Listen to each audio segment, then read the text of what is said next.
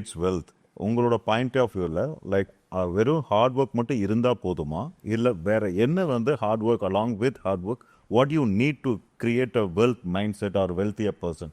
Heart work creates wealth அப்படிங்கிறது உண்மையாக இருந்தால் ராஜேஷ், இவ்வளோ பெரிய சாம்ராஜ்யத்தை உருவாக்கியிருக்கீங்க. உங்களுடைய லேபரர்ஸ் எல்லாருமே இன்னைக்கு கோடீஸ்வரராக இருந்திருப்பாங்க. IVRCL, லாசன் அண்ட் டூப்ரோவில் கன்ஸ்ட்ரக்ஷன் ஒர்க்ஸ் பண்ணுறவங்க எல்லாருமே நீங்கள் கோடீஸ்வரர்களாக இருந்திருப்பாங்க. ஏன்னா அவங்கள மாதிரி ஹார்ட் ஒர்க் நம்மளால் பண்ண முடியாது. கோயில் சிற்பங்களை வடிக்கிற அந்த ஆட்கள் அவ்வளோ ஆல்டிடியூடில் இருந்துகிட்டு இது பண்ணுறவங்க. அப்புறம் இந்த ஸ்கை ஸ்கிராப்பர்ஸை பில்ட் பண்ணுறவங்கலாம் பார்த்தீங்க அப்படின்னா பீகார்லேருந்து, ஒரிசாலேருந்து, நார்த்லேருந்து வந்து நம்மளுக்கு பண்ணுறாங்க. அவங்களாம் கோடீஸ்வரர் ஆகிருக்கலாம். Because they're all very hard work. Hard work alone does not create wealth. Some sort of smart dynamics with hard work creates wealth. எப்படின்னு கேட்டிங்கன்னா alpha and theta states of mind மேனேஜ்மெண்ட்னு ஒரு கான்செப்ட் இருக்குது. ஓகே, உங்களுக்கு எவ்வளோ பணம் வேணும், absolutely specific அப்படின்ட்டு எவ்வளோ பணம் வேணும் அப்படிங்கிறத first we'll have to decide. என்னை பொறுத்த வரைக்கும் ஒரு பர்டிகுலர் இயரை பிளான் பண்ணும்போது பக்கெட்ஸ் ஆஃப் மணின்னு ஒரு கான்செப்டை நான் MBA படிக்கும்போது படித்தது உண்டு ஃபினான்ஷியல் மேனேஜ்மெண்ட்டில். என்னுடைய ஃப்ரெண்ட்ஸ் நிறைய பேர் பேங்க்ல மேனேஜர்ஸாக இருக்காங்க. One particular friend, his name is Manu A. Rajan, one of my favourite friends. அவர் வந்து ஆக்சிஸ் பேங்க்ல கேரளாவில் மேனேஜராக இருக்கார். அவர் செமினார் எடுத்ததில் நான் கற்றுக்கிட்ட கான்செப்ட் தான், கிளாஸ் ரூமில் செமினார் எடுத்த கான்செப்டில் தான் அந்த buckets of money. First bucket அப்படிங்கிறது வந்து ஃபேமிலிக்கு தேவையான ஒரு வருஷம் 12 மாதத்துக்கு ஃபேமிலிக்கு எவ்வளோ தேவைப்படும். That includes grocery and house holds and maintenance management அதெல்லாம் சேர்த்து. செகண்ட் பக்கெட் ஆஃப் மணி அப்படிங்கிறது வந்து கிட்ஸ் வெல்ஃபேர். அந்த ஃபேமிலியில் இருக்கக்கூடிய நம்பிக்கை நட்சத்திரங்கள், அந்த குழந்தைகளுக்கு தேவையான ஒரு வருஷத்துக்கு உண்டான பணம். That's second bucket. Third bucket is the most important one, savings and wealth maximisation. So இந்த சேவிங்ஸ் அண்ட் வெல்த் மேக்ஸிமைசேஷனில் 2000 ரூபாய் இருந்தாலும் சரி, ஒரு மாதத்துக்கு 1000 ரூபாய் இருந்தாலும் சரி, எவ்வளோ அப்படிங்கிறது. And the fourth one is a little tricky one. என்னென்னா எமர்ஜென்சி பேஸ்ட் பக்கெட் அப்படிங்கிறது மெடிக்கல் செலவு, டேமேஜிங் சிஸ்டம், அப்புறம் கிரைசிஸ் மேனேஜ்மெண்ட் அப்படிங்கிறதுக்கெல்லாம் ஒரு தனி மனுஷன் அவர் சம்பாதிக்கிற எவ்வளோ பணமாக இருந்தாலும் சரி, how much ever primitive it is, இந்த 4 பக்கெட்ஸ் அப்படிங்கிற மாதிரி கரெக்டாக வந்துட்டு ஃபில் பண்ணி வச்சுக்கிறது அப்படிங்கிறது, இவ்வளோ வேணும் அப்படிங்கிற பிளான் பண்ணணும். இது கூட வந்துட்டு there is one particular bucket which is a secret bucket into the mind. என்னென்னா இந்த வருஷம் முடிவில் என்கிட்ட இவ்வளோ பணம் இருக்கணும். Okay, respective of all these buckets, அதுக்குள்ளே இன்வால்வ் ஆகாமல் இவ்வளோ பணம் இருக்கணும். இல்லை சார், அதுலேயே சேவிங்ஸ்னு ஒன்று சொல்லியிருக்கீங்களே. This is not savings, this is the dream and abundance mind set proposition. Abundance mind set, எனக்கு இவ்வளோ பணம் கண்டிப்பாக இருக்கணும். அன்டச்சபிள் மணின்னு சொல்லுவார் யார், Napoleon hill, think and grow rich புக்கில், தி அன்டச்ட் மணி அப்படின்ட்டு. அதை பாண்ட்ஸா, ஃபிக்ஸட் டெபாசிட்ஸா, இல்லை இப்போ இருக்கிற மாதிரி SIPஸா, மியூச்சுவல் ஃபண்ட்ஸில் போடுற மாதிரி அந்த ஒரு பணத்தை மட்டுமே இவர் ஆல்ஃபா லெவலில் இல்லை தேட்டா லெவல் மைண்டில் போய் மைண்டில் ப்ரோக்ராம் பண்ணும்போது யூனிவர்சல் ஃபோர்ஸ் அப்படிங்கிறது ஆட்டோமேட்டிக்காக அவருக்கு ஃபேவர் பண்ணுறப்போ he will start attracting the money. Let's say for example, ஒரு ரிசர்வ் பேங்க் ஆஃப் இந்தியாலேயே கரெக்டாக பார்த்தீங்கன்னா ஒரு சின்ன ஸ்டாட்டிஸ்டிக்ஸ் என்ன அப்படின்னா 12,000 15,000 அப்படின்னா அது low sector income. 12,000 15,000, 25,000 to 35,000 or 40,000 is a mid-range income. 50,000 to 70,000 is little high income. அப்படித்தான் அவங்க இது பண்ணியிருக்காங்க. More than 1 lakh அப்படிங்கிறது ஹை இன்கம். அதுக்கு மேலே நிறைய பேருக்கு இருக்குது. Let us not get into the details. இப்படி தான் ரிசர்வ் பேங்க் ஆஃப் இந்தியா வந்துட்டு பெர் கேபிட்டா இன்கம் ரேஷியோ எடுத்து சென்சஸ் எல்லாம் எடுத்து இப்படி கொண்டு வந்திருக்காங்க. இதில் பார்த்தீங்கன்னா அதிகமாக ஃபர்ஸ்ட் கேட்டகரியில் தான் நிறைய பேர் இருக்காங்க. 12,000 to 15,000, 40,000 25,000 கூட இல்லை, 12,000 to 15,000 தான் இந்தியா. ஆனால் சைனாவில் பார்த்தீங்க அப்படின்னம்னா அந்த கேட்டகரியே கிடையாது. பட் நம்ம ஏரியாவில் மட்டும்தான், நம்ம இந்தியாவில் மட்டும்தான் அப்படி. ஏன்னு கேட்டிங்கன்னா இந்த ப்ரிமிட்டிவ் திங்கிங். நம்மளால இவ்வளோ தான் முடியும். Scarcity mind set, that's a beautiful word. நம்மளால இவ்வளோ தான் முடியும், இதுக்கு மேலே இல்லை நம்மளால முடியாது. என் தாத்தா அப்படி சம்பாதிக்கல, என் அப்பா அப்படி சம்பாதிக்கல, நானும் அவ்வளோ சம்பாதிக்க மாட்டேன். This is the point. But இந்த பேட்டர்ன் அப்படியே டோட்டலாக பிரேக் பண்ணி இந்த அபண்டன்ஸ் மைண்ட் செட்டில் எனக்கு வந்து டிசம்பர் 2026 அப்படின்னு இருக்கும்போது பெருசாக ஒன்றும் வேண்டாம், என்னுடைய தகுதிக்கு ஏற்ற மாதிரி ஒரு 10 லட்ச ரூபா என் கையில் இருக்கணும். அப்போ உள் மனசு சொல்லும் 10 லட்சம் ரொம்ப அதிகண்டா, உன் தகுதிக்கு அது ரொம்ப ஜாஸ்தி அப்படின்ட்டு. அதை லிசன் பண்ணக்கூடாது. ஏன், வை நாட், 10 லட்சம் நான் வச்சிருக்க கூடாதா அப்படின்னு சொல்லிட்டு. ஸோ அந்த செல்ஃப் சப்போர்ட்டாஜை மீறி ஒரு இதை பிளான் பண்ணி சேலஞ்சே நான் பண்ணுறேன் ஒவ்வொரு நாளும். Before the person sleeps and immediately after the person wakes up. Napoleon Hill புக்கில் வந்துட்டு டெஃபினிட்னஸ் ஆஃப் பர்பஸ்ங்கிற ஒரு ஸ்டேட்மெண்ட் அவர் எழுத சொன்ன மாதிரி இதை ஒரு ஸ்டேட்மெண்ட்டாக வச்சுட்டு by December 31st 2026 I will have 10 lakhs as my complete position in my bank. அது what ever the bank is அப்படின்னு சொல்லி ஒரு ஸ்டேட்மெண்ட்டை வச்சு அதை மைண்டில் ஒரு ப்ரோக்ராம் பண்ணிகிட்டே வர சொல்லுங்கள். he will attract that. So hard work with this kind of technique, this kind of, அது ஒரு பக்கம் போயிட்டே இருக்கட்டும் ராஜேஷ். yes, அது ஒரு டிபார்ட்மெண்ட். ஹார்ட் ஒர்க், நீ வேலையை செஞ்சுட்டே இரு. ஆனால் சைலண்டாக இந்த மிஷனுக்கு நீ பிளான் பண்ணிட்டே இரு. ஸோ இப்படி பிளான் பண்ணும்போது யூனிவர்ஸ் வில் கிரியேட் அந்த சுச்சுவேஷன் கொடுக்கும். நீங்கள் சொல்கிற அந்த 10 lakhs ஒரு 15 lakhs அந்த மாதிரி ஒரு மணி நம்ம எக்ஸ்பெக்டேஷன் நம்ம எழுதி வைக்கிற முறையோ நம்ம வந்து keep on thinking about it, like universe will give you that situation to earn that money. When the energy is aligned, when the energy is proper, when the energy is consistent, அதை break பண்ணாமல் இருந்தால் one, that particular incident, இன்னொன்று that particular instant, இன்னொன்று வந்து என்னன்னு சொல்லி கேட்டால் when somebody will say, இதெல்லாம் நடக்கவா போகுது, கேட் காலிங்ஸ் அப்படிங்கிறது இருக்கும். ஆனால் அந்த கேட் காலிங்ஸை கொஞ்சமும் நம்பாமல் இல்லை இது நான் நம்புறேன் நடக்கும் அப்படின்ட்டு இருக்கும்போது நீங்கள் சொன்ன மாதிரி universe will support and without that scarcity mindset. Without that scarcity mindset கொஞ்சம் கஷ்டம் தான் ராஜேஷ் இது. Okay, to be very frank, இவ்வளோ டிசிப்ளின்டாக ஒருத்தர் இருக்கிறது கொஞ்சம் கஷ்டம் தான். ஆனால் பல பேர் நிகழ்த்தி காட்டியிருக்காங்க. You are one example, right? So உங்களால் அது முடியும் அப்படிங்கும்போது எல்லாராலையும் அது டெஃபினட்டாக முடியும். கொஞ்சம் கஷ்டம் தான். You see, let me be very frank Rajesh, அதாவது இந்த neuroscience, law of attraction, manifestation, ஒரு பர்டிகுலர் விஷயத்தை நம்ம யூனிவர்ஸ்லேருந்து அட்ராக்ட் பண்ணுறது அப்படிங்கிறத இன்னைக்கு ஜென் ஜி கிட்ஸ் வந்து பைத்தியக்காரத்தனம்னு சொல்கிறாங்க. எனக்கே அந்த எக்ஸ்பீரியன்ஸ் இருக்குது sir. I don't believe in manifestation, law of attraction அப்படி இல்லை சார். நம்ம ஒர்க் பண்ணணும். இவங்கெல்லாம் தான் அந்த வீட்லேயே அப்பா அம்மா அதை நம்பி பண்ணிட்டு இருப்பாங்க. ஆனால் இந்த யங்ஸ்டர்ஸ் அதை நம்ப மாட்டேங்கிறாங்க.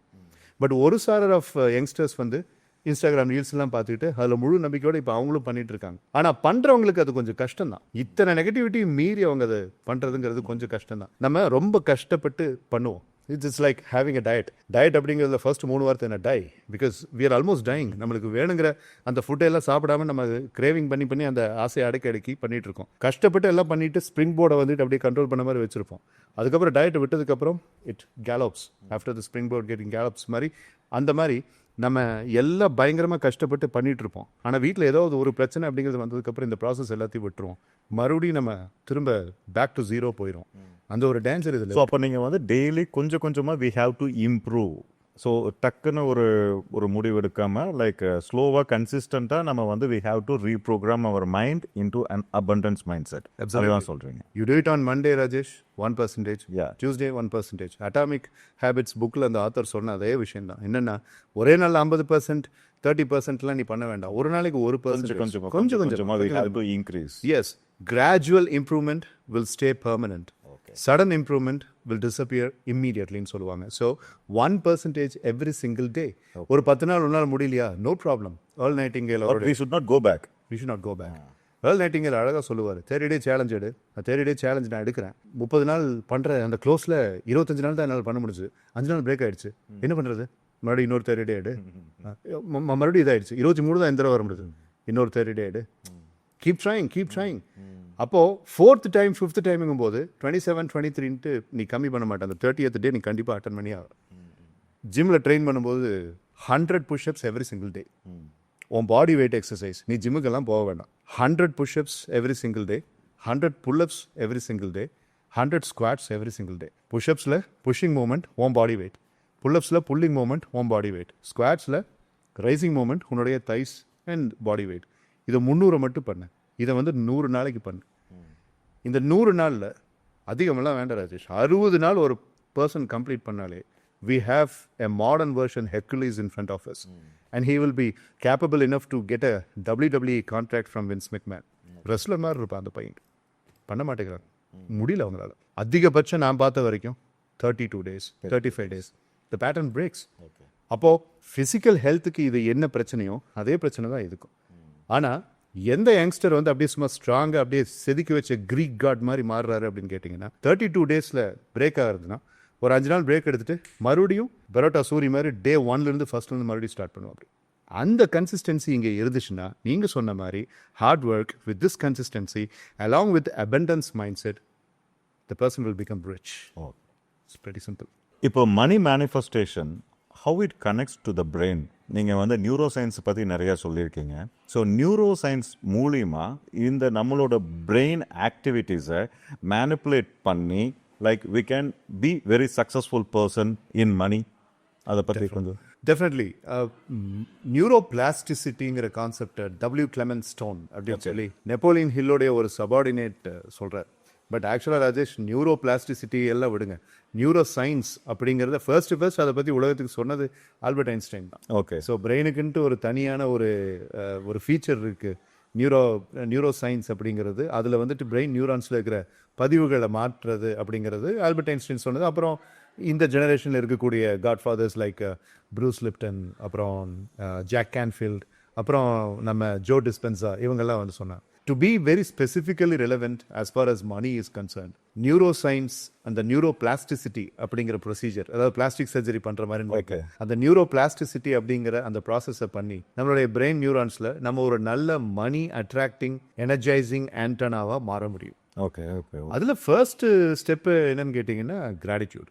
ஓகே. ஸோ கிராட்டிடியூட் அப்படிங்கிறது வந்து ஒரு முக்கியமான ஒரு ஃபீச்சர் அந்த நியூரோபிளாஸ்டிசிட்டியில். 25,000 சம்பளம் நான் வாங்குறேன், அதுக்கு முதல்ல நான் கடவுளுக்கு நன்றி சொல்கிறேன் அப்படின்னு சொல்லி ஒரு பர்சன் அந்த கிராட்டிடியூட சொன்னார் அப்படின்னா, அப்படி ஃபீல் பண்ணாருன்னா, I think he is a very smart person. Okay. எனக்கு இன்னைக்கு நாள் கூலி எனக்கு இன்னைக்கு 950 ரூபா எனக்கு அது கிடைச்சிருச்சு, அதுக்கு நான் கடவுள் நன்றி சொல்கிறேன்ட்டு எத்தனையோ லேபர்ஸ் இருக்காங்க, லோ இன் லேபர்ஸ் இருக்காங்க. எனக்கு பொறுத்த வரைக்கும் I salute all of them. What a fantastic gratitude mindset. இதுதான் ராஜேஷ் ஃபர்ஸ்ட் அந்த கிராட்டிடியூட் மைண்ட் செட். அப்படி so gratitude creates wealth. Gratitude is a wealth accelerator. Okay. 4-5 மாதத்துக்கு முன்னாடி நானும் நீங்களும் பேசும்போது நீங்கள் என்கிட்ட ஒரு விஷயம் ஷேர் பண்ணீங்க. அதாவது you have a habit, and if you don't mind, அந்த ஹேபிட் நான் இங்கேயே சொல்லணும்னு ஆசைப்படுறேன். என்னன்னா, you have the habit of expressing gratitude and doing a meditation every all, இல்லைங்களா? ஸோ நீங்கள் சொல்லுவீங்க, சார் நான் 16 மணி நேரம் முழிச்சிருக்கேன் அப்படின்னா 16 தடவை ஒரு நாள் அதை பண்ணிடுவேன் எப்படி இருந்தாலும் அப்படின்ட்டு. ஸோ அதை இந்த இடத்துல மறுபடியும் நான் ரீஎம்பசைஸ் பண்ணணும்னு ஆசைப்படுறேன். there are 2 reasons for this. Reason number 1, you are doing it on a good formula basis, and reason number 2, every single person, irrespective of the low income that they are earning, irrespective of the bank balance that they have, அவங்க இதை பண்ணாங்கன்னா அந்த wealth accelerate ஆகும். Okay. இதை நான் அனுபவ ரீதியாக பார்த்துருக்கேன். ஒரு காலேஜில் போய் நான் ஒரு ட்ரைனிங்கை கொடுக்குறேன். அந்த ட்ரைனிங்கை கொடுத்து முடிச்சதுக்கப்புறம் அந்த பிரின்சிபல் ஆர் அந்த ஹெட் ஆஃப் த டிபார்ட்மெண்ட் எனக்கு அந்த பே செக்கை கொடுக்குறாங்க. அந்த பே செக்கை அவங்ககிட்ட வாங்கும்போது நம்ம கொஞ்ச நேரத்துக்கு முன்னாடி பேசின மாதிரி ஹாப்பி மணி கான்செப்ட், அப்புறம் இந்த கிராட்டிடியூட், இது எல்லாத்தையும் அங்கே நான் கொண்டு வரேன். Yes, there will be little bit of negotiation மிஸ்லாப்ஸ்.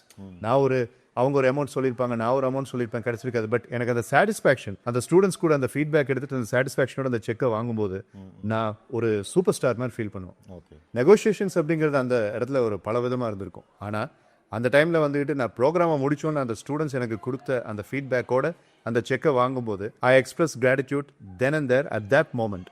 I bless and in fact அதை நான் சொல்லி கூட இருக்கேன். Thank you so much. ரொம்ப பெரியவங்களா இருந்தாங்கன்னா பிளஸ் பண்ணி கொடுங்கன்னு நான் கேட்டும் கூட. ஐ ஸ்டில் ரிமெம்பர், கன்னியாகுமரியில் ஒரு ஸ்கூல் பிரின்சிபல், அவர் எனக்கு வந்துட்டு கன்னியாகுமரிக்கு என்னை கூப்பிட்டு அவரோட கெஸ்ட் ஹவுஸ், அவரோட வீட்டில் என்னை தங்க வச்சு அவர் ஒரு செக்கை கொடுக்குறாரு.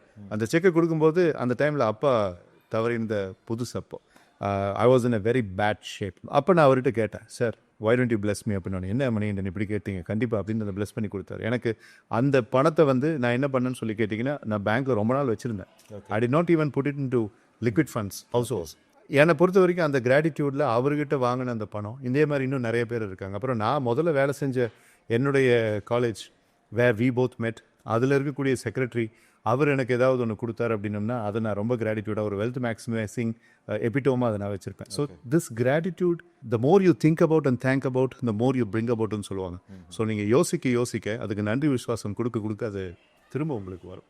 ஓகே. இப்போ being thankful with what you have, it increases the wealth.